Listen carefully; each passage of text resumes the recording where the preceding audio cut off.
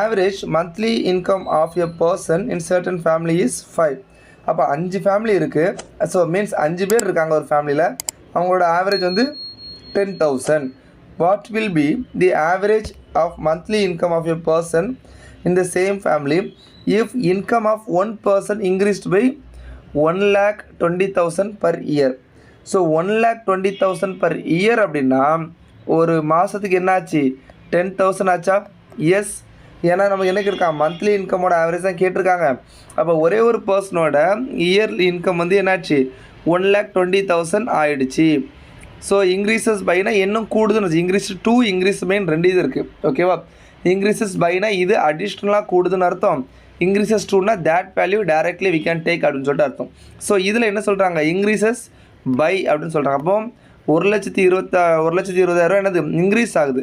So வருஷத்துக்கு 1,20,000 அப்படின்னா மாதத்துக்கு 10,000 ஆச்சா? ஆல்ரெடி 5 பேர் இருக்காங்க. ஸோ 5 பேர்னா 1 2 3 4 5. ஸோ எல்லோரும் 10,000 என்னது அவங்களோட ஆவரேஜ். கரெக்டாக? ஸோ இப்போ அடிஷ்னலாக ஒரு 10K per month வருது அப்படின்னா இதை 5ஆக பிரித்தோம் அப்படின்னா ஆளுக்கு 2K வருமா? எஸ். அப்போ எல்லாருக்கும் ஒரு 2K வரும். அப்போ 10 + 2 என்னது 12,000 அப்படிங்கிறது உங்களுக்கு ஆன்சர். இதை இப்படி ஈஸியாக சால்வ் பண்ணிடலாம். இல்லை உங்களுக்கு ப்ரொசீஜர் வைஸ் வேணும் அப்படின்னா ஸோ 5 பேர் இருக்காங்க.